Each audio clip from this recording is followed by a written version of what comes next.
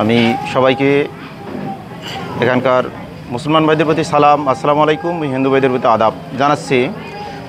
আমি এখানে সমবেত হয়েছি বাংলাদেশ গণ অধিকার পরিষদ ডিমলা উপজেলা শাখার আমি দায়িত্বরত সভাপতি হিসাবে আমার সকল সহযোদ্ধা কর্মীকে নিয়ে সহমত পোষণ করতেছি যে আমরা 2018 সাল থেকে কোটা সংস্কার আন্দোলনের মধ্য দিয়ে আমাদের এই ছাত্র অধিকার পরিষদ, পর্যায়ক্রমে যুব অধিকার পরিষদ, এই শেষে আমরা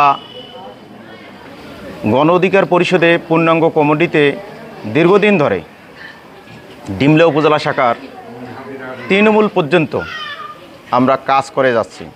এখন পর্যন্ত আমরা কাজ করতেছি, কিন্তু বর্তমান গঠনতন্ত্র অনুযায়ী গণ অধিকার পরিষদের যে গঠনতন্ত্র আছে সেই গঠনতন্ত্র অনুযায়ী আমাদের কিছু জেলা কমিটির অনিয়মের কারণে, দুর্নীতির কারণে আমরা আজকে এই সংবাদ সম্মেলন করতে বাধ্য হচ্ছি।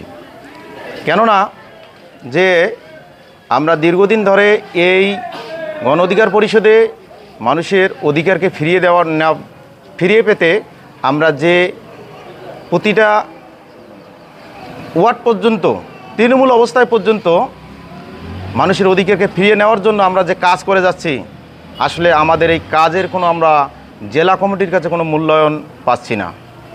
আমাদের কমিটি নিয়ে তারা ছিনিবিনি এবং পায়তারা চালাচ্ছে। তারা কিছু অসাধু সেখানে বসে তারা অর্থের বিনিময়ে কিছু নতুন মুখকে বা কিছু নতুন প্রার্থীকে এখানে তারা কাজ করার আগ্রহ প্রকাশ করতেছে। এমন অবস্থায় আমাদের এখানে আমাদের গঠনতন্ত্র অনুযায়ী যে চলার কথা, যেভাবে কাজ করার কথা, বাস্তবে আমাদের পক্ষে সেটা কাজ করা সম্ভব হচ্ছে না। আসলে গঠনতন্ত্র অনুযায়ী এখানে যে কমিটি, যে আমরা সবাই সভাপতি, সাধারণ সম্পাদক এবং সাংগঠনিক সম্পাদক সহ আমার সহসভাপতি সহ অনেকেই আমরা উপস্থিত হয়েছি, সকল নেতাকর্মী, আমরা কেউ জেলা কমিটির কাছে কোনো মূল্যায়ন পাচ্ছি না। জেলা কমিটি অর্থের বিনিময়ে নতুন কিছু অসাধু লোককে নিয়ে এখানে কাজ করাচ্ছে। আমরা এমন অবস্থায় সকলের মতামতের ভিত্তিতে, সম্মতির ভিত্তিতে, সকলের সিদ্ধান্তে আমরা আজকে এই সংবাদ সম্মেলনের মাধ্যমে বাংলাদেশ গণ অধিকার পরিষদ ডিমলা উপজেলার সকল নেতাকর্মী, সেটা হচ্ছে যে আমরা শতাধিক নেতাকর্মী একযোগে আমরা পদত্যাগের ঘোষণা দিচ্ছি। আমরা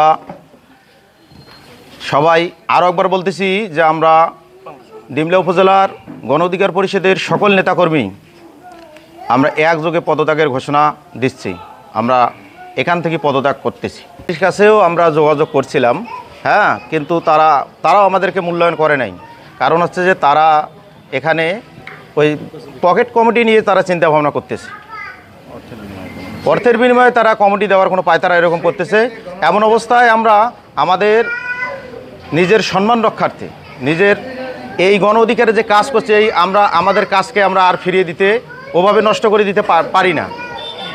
এজন্যই আমরা বাধ্য হচ্ছি, যদি এই অসাংবিধানিক কার্যক্রম যদি এদের এরকম চলতে থাকে, তাহলে আমাদের আর এখানে কাজ করার মতো সম্ভব হবে না।